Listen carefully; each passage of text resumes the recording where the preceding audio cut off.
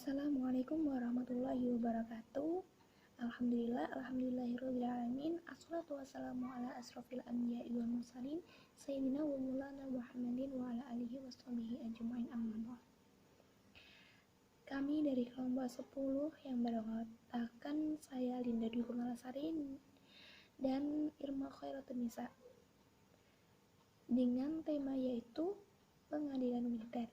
Yang pertama yaitu ruang lingkup pengertian pengadilan militer. Apa sih yang dinamakan dengan pengadilan militer?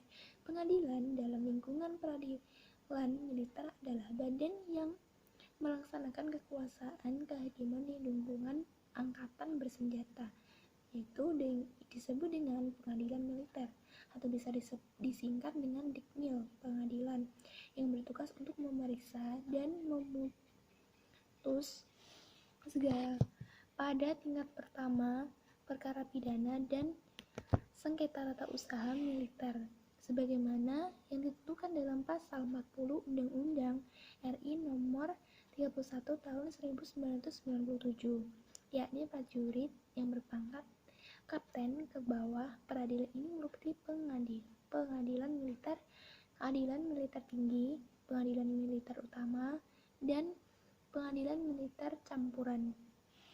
Oke, lanjut. Wewenang pengadilan adalah sebagai berikut. Yang pertama yaitu mengadili tindak pidana yang dilakukan oleh seorang prajurit. Terus yang kedua yaitu memeriksa, memutus, dan menyelesaikan sengketa atau usaha angkatan bersenjata bersangkutan atas permintaan dari pihak yang dirugikan akibat dari tindak pidana yang ditemukan atau menjadi dasar dakwaan tersebut. Peradilan militer sendiri merupakan suatu lingkungan peradilan yang ada di bawah Mahkamah Agung. Selanjutnya ialah yang B, landasan yuridis. Apa sih yang dinamakan dengan landasan yuridis? Landasan yuridis ialah merupakan pertimbangan atau alasan yang menggambarkan bahwa peraturan yang dibentuk untuk mengatasi permasalahan hukum atau mengisi kekosongan hukum. Jadi jika ada suatu permasalahan atau kekosongan hukum itu bisa diselesaikan dengan landasan yuridis tersebut. Terus dengan mempertimbangkan aturan yang telah ada, yang akan diubah atau yang akan dicabut guna menjamin kepastian hukum dan rasa keadilan masyarakat. Nah, jadi ya tadi yang saya bicarakan tadi, jika ada terjadinya ketidakpastian tentang hukum atau kekosongan hukum, maka akan diadakan yaitu yang namanya landasan yuridis atau disebut dengan landasan yuridis agar mendapatkan kepastian dari hukum tersebut. Landasan yuridis menyangkut persoalan hukum yang berkaitan dengan substansi atau materi yang diatur sehingga perlu dibentuk perantara perundang-undangan yang baru. Dan selanjutnya yaitu struktur kelembagaan daripada pengadilan militer, yaitu pada tahun 1997 diundangkan UU nomor 31 tahun 1997 tentang peradilan militer.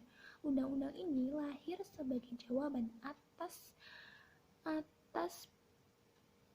pembaharuan atau peraturan militer, mengingat aturan sebelumnya itu dipandang tidak sesuai lagi dengan jiwa dan semangat Undang-Undang nomor 14 tahun 1970 tentang ketentuan pokok kekuasaan kehakiman undang-undang ini. Kemudian mengatur susunan peradilan militer yang terdiri dari yang pertama yaitu pengadilan militer, yang kedua yaitu pengadilan militer tinggi, yang ketiga yaitu pengadilan militer utama, yang keempat yaitu pengadilan militer pertempuran. Selanjutnya yaitu yang poin D dan juga yang poin E nanti akan disampaikan oleh saudari Irma Khairatun Nisa. Padanya saya persilahkan. Langsung saja saya akan melanjutkan penjelasan yang dibacakan dari teman saya di awal. Dan yang terakhir ini yaitu kewenangan atau kompetensi pengadilan militer. Kewenangan pengadilan militer ini terbagi menjadi 3. Yang pertama yaitu mengadili tindak pidana yang dilakukan oleh seseorang yang pada waktu melakukan tindak pidana tersebut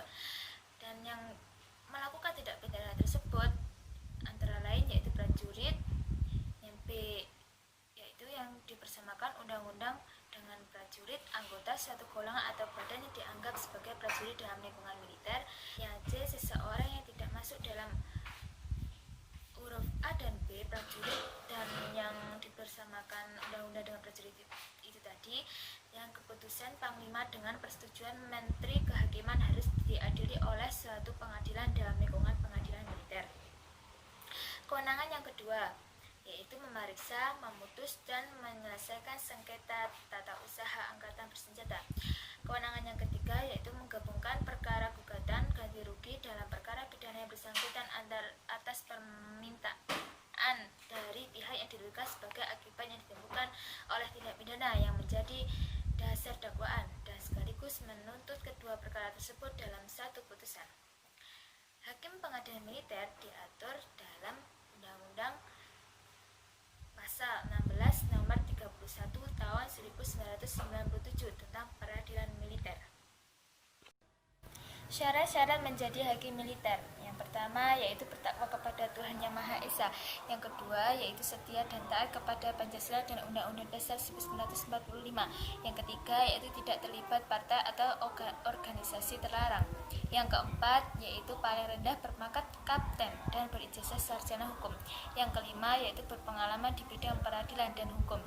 Dan yang terakhir berwibawa, jujur, adil, dan berkelakuan tidak tercela. Syarat-syarat menjadi hakim militer tinggi. Semua syarat itu sama dengan yang pertama tadi, menjadi hakim militer. Bedanya yaitu paling rendah berpangkat letna kolonel dan berijazah sarjana hukum. Syarat-syarat menjadi hakim militer utama yaitu semuanya sama dengan persyaratan hakim militer tadi. Yang membedakan hanyalah harus berpengalaman sebagai hakim militer tinggi atau sebagai auditor militer tinggi. Dan sebelum diangkat hakim, seseorang itu wajib mengucapkan sumpah atau janji menurut agamanya masing-masing. Yang terakhir yaitu studi komparasi atau perbandingan negara lain.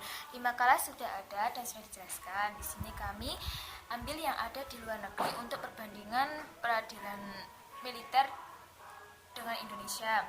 Pengadilan militer di Amerika Serikat yaitu pengadilan yang dirancang untuk mengadili para musuh atau anggota pasukan musuh selama perang, berproses di luar lingkup proses pidana dan konvensional. Pemerintahan George W. Bush berusaha menggunakan pengadilan militer untuk mengadili kombatan musuh yang melanggar hukum tersebut. Sekian dari kelompok kami. Apabila ada kurang lebihnya, kami mohon maaf.